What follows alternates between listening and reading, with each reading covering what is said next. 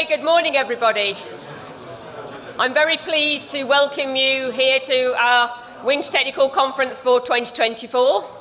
The theme of our conference this year is IPM at the heart of sugar beet production. And hopefully you'll hear lots of things today that will help you reflect on what you currently do, or you don't do, or you want to just have a go at. We have got a hashtag BeetTech24 if there's anything that you'd like to X. Doesn't quite the same, does it? So please do generate some discussions online for us as well. That always helps for people that can't attend today. There's a little bit of housekeeping to start. So we have no fire alarms scheduled. If there is a fire alarm, then make your way out of the doors, down the stairwell that you came up in the corner, and then head out to the front of the building. If you've not found them yet, the toilet facilities, if you head out of this door into the corner of the next room and go through another set of double doors, they're just there on the right-hand side. You could please pop your phones on silent. I know we're all busy people and you may need to take a call during the day. If you do, please, that's fine. Just nip outside and then just rejoin when you can.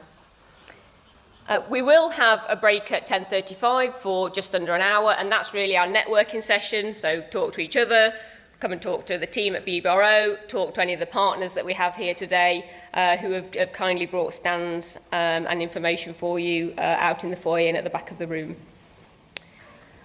For most of the presentations, we'll do question sessions at the end because that just help us manage the programme and keep it to time. But for our first speaker, we will take questions directly after that. So I think that's all my housekeeping.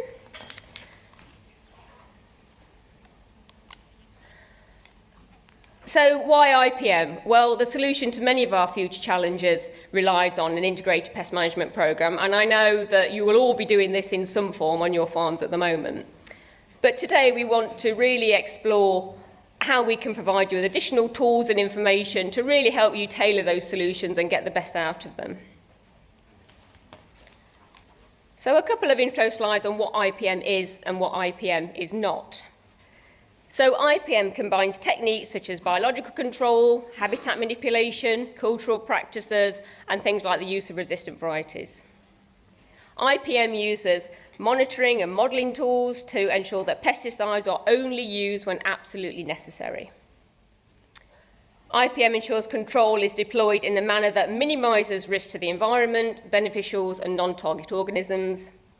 And IPM is an eco-based system that targets the long-term preservation of pest diseases and their damage. So I know you know all of this, but it just kind of reiterates and it's just a bit of a nice scene setter as to why we're here. And the key thing, again, chemicals are only used as a last resort in an IPM strategy. So what IPM is not? Well, I think it's fair to say it's not simple and it doesn't have a blueprint. It's not one size fits all and you've decided what you do and you do that across the farm. You are probably going to need to tailor your approaches to IPM to the various different areas and crops on your farm. So it does need some thought and some planning. And there are loads of tools out there to help you. These are just a few of the examples of some of the things that are currently available. But I think they can also confuse you. There's a lot of information out there. There's obviously opportunities now to get payments for IPM practices through the Sustainable Farm Initiative. But one of the key things is really you need to plan it, you need to record it, you need to have a very structured approach, particularly when it comes to some of these payments. Documenting what you're doing and what you plan to do is really important.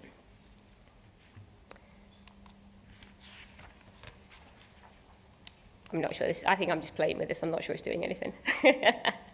So, what to expect today at today's conference? So, we're kicking off with an external presentation today, and these have been from kind of the customer's perspective. So actually, what challenges are some of the big customers thinking about their IPM and regen approaches? And today we have Matt Hutchison from the Agricultural Initiative Platform, who's going to talk us a bit about, where he sees some of these challenges. We then have the BBRO team that are involved in the programme, and we're working our way through the IPM triangle, which you can see on the pop-up to my right. And in addition to support that, we also have Sasha White from ADAS. We have a video from Sasha, unfortunately he can't be here today. And we have Pam Chambers, who's going to talk about the weed control aspect of IPM. Then we will have our networking break, and then when we come back, we have a session focusing on our PhD projects. We really like to bring the students along, and we have a mix of videos and presentations again today. I really encourage you to support them and to go and have a chat to them. As part of their own professional development, we really like them to get involved in these presentations and to come and talk to growers. And then we'll finish the day off with a final summary on soil health and IPM from Simon. So the IPM triangle. So the important thing with the IPM triangle is it starts at the bottom, not at the top.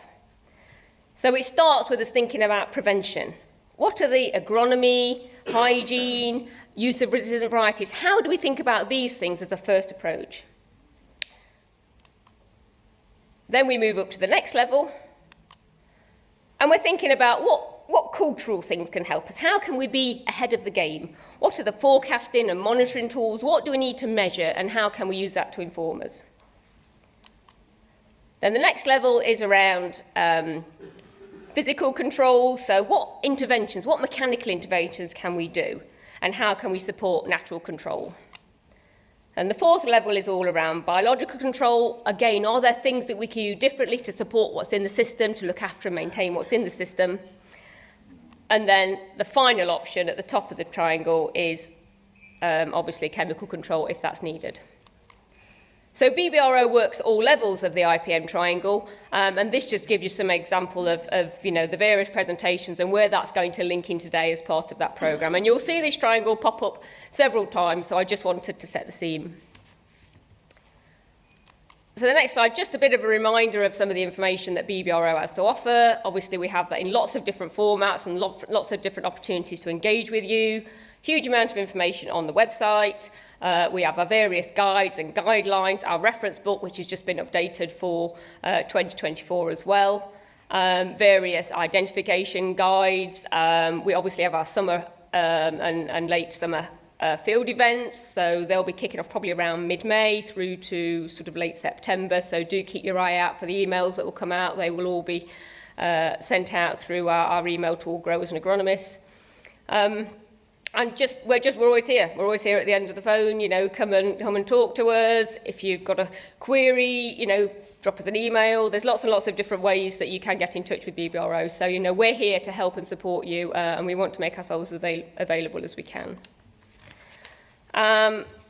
So a sort of a final slide from me really this morning is just to thank Team BBRO. We couldn't do any of this. I couldn't bring you any of this information without the amazing team that I have that sits behind us.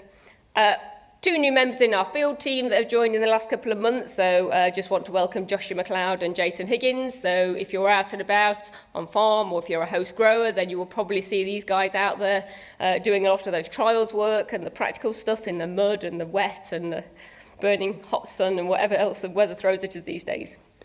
But I also want to welcome not such a new face, but it's really pleased that Susanna Harder has now joined the BBRO team as a new crop protection scientist following the completion of a PhD journey for the last 4 years. So Susanna's presented a number of times at these conferences, and she will be talking about her PhD later on, and really pleased that we have Susanna in the team.